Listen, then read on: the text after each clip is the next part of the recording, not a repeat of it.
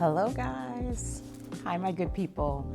It's good to see you again. I'm glad that you clicked on my channel. I thought today I should share with you a little bit about my history. I shared with you a story about life and knowing when to say when. But if we're going to share and you're going to learn from me, then we might as well start from the beginning.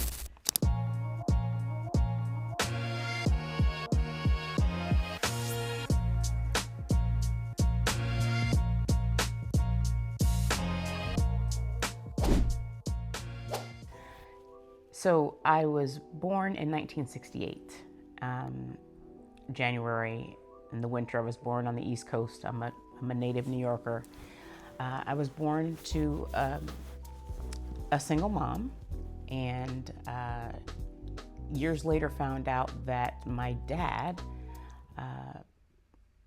was a married man. And that is significant because it kind of painted the picture for a life of a child without a father, but also born out of pain, and pain kind of followed along throughout the years. I will tell you, though, that through my walk with the Lord, I have found healing. And when I tell you healing, it's to the point that people ask me, they're like, well, don't you want to know your dad? Have you ever tried to find him? With the apps now, Ancestry.com, all these things. And I think at one time when I was younger, in like my late teens, I wanted to. I did want to know, just because I knew I had siblings, other siblings. And I was like, maybe I have a sister. I have a brother, a blood brother, but I don't have any sisters. And I have always wanted a sister, and actually God gave me a sister, actually a couple of sisters in my high school years that we grew up together, and their families engrafted me and all of that. So that God gives beauty for ashes. But I wanted to share with you that story because, again, it will go back to knowing when to say enough as a woman. You are your own gatekeeper in your life and how you want your life to be. It doesn't have to be controlled by anyone, by any choices, by relationships, by people who have made choices. When you're a child, you don't get to make choices. People make choices and it affects you, right? So apparently, the story goes, my mom was dating this gentleman for years. I guess it went on maybe 10, 11 years is what I'm told. And they had a relationship. It was one of those understandings, it sounds like. He spent a certain amount of days at her house. He had a bag there, or I shouldn't say bag, he had belongings there, all of that. When she got pregnant, you would think he would, have some feelings about that, because of course that's going to really put some pressure on him as a man and as a married man. But my mom, believe it or not, she did entertain the idea of abortion. And I say that, my dad was absent. I did not grow up with him, but I will give him credit because in the very beginning, he played a major role in saving my life. My mom had gone to a place to get an abortion. Imagine he came to the house, spoke to my godmother, who was upstairs, lived upstairs, and he was looking for her, and they let him know that she had gone to this place to get this abortion. I'm not sure why they wanted to disclose this kind of information. If he put pressure on them, I don't know what the situation was. Apparently he shows up there, before anything could be done, any prep or anything, he's like, pulls her off the table. You can't do that. I'd imagine it wasn't a pleasant situation, but it was a life-changing situation because I would have not been the person I am now. So I'm grateful. So I'll start with the grateful part. I'm grateful that he did that he cared enough to say that, my life was worth being had. Fast forward to 3 years later, I was 3 years old. Apparently, my mother had had enough of sharing. Maybe she came to a place of, feeling that she wanted to have a life with him. She had a child. My brother was 10 years, 9.5 years older than myself. He has a different father. But she may have wanted to, just basically have the child, the father of her child in her life. She probably wanted to be married. Maybe she wanted to be that woman.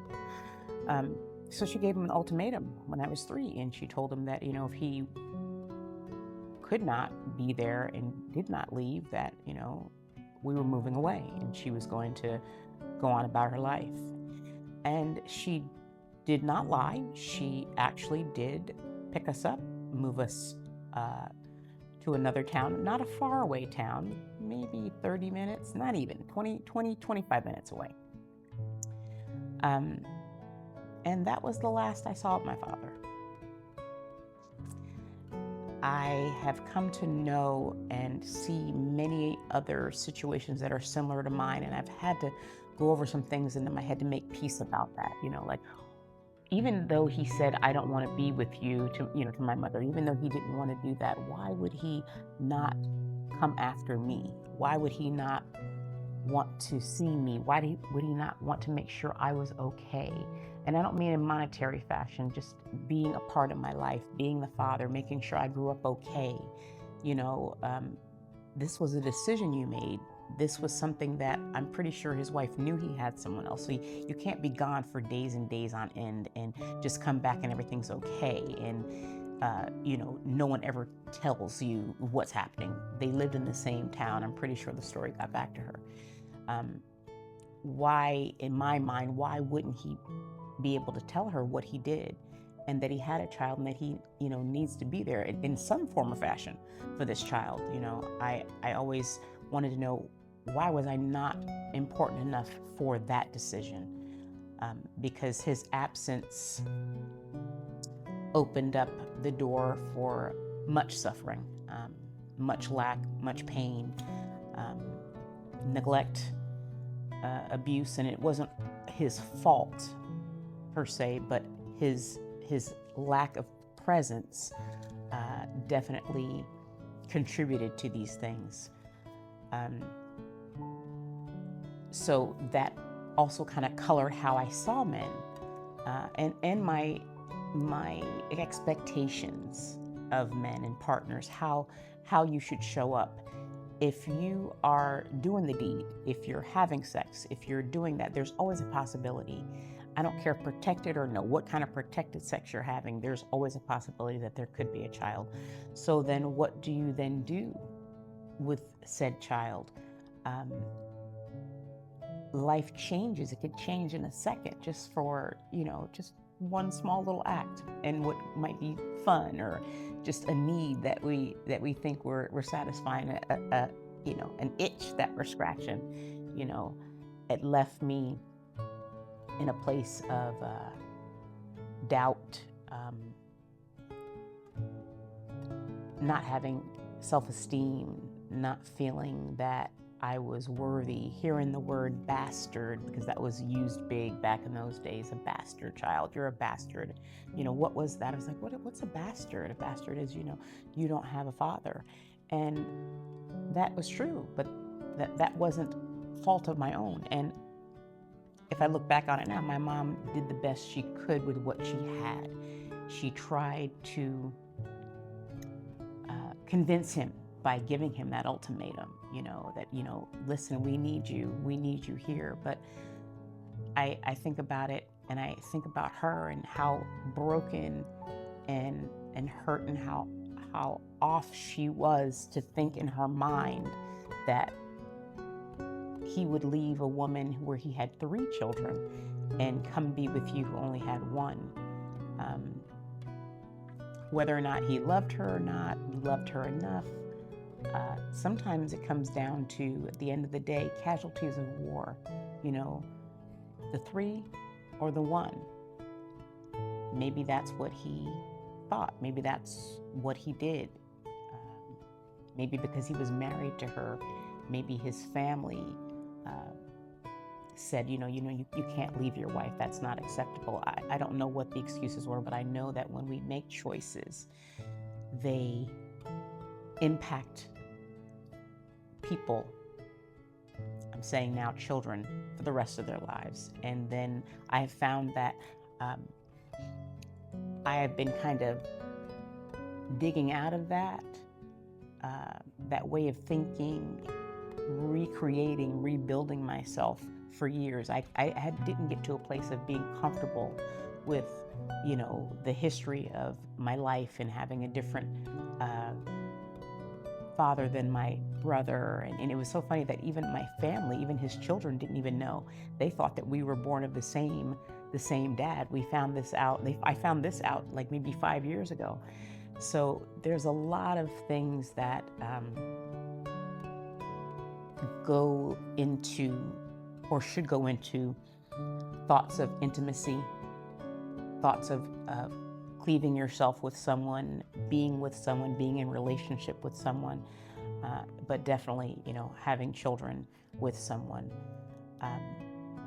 But again, I am on the outside looking in, a much better person, a healed woman, a woman who has done things and walked in places, has accomplished things, been a help to people in ways that I would have never thought possible.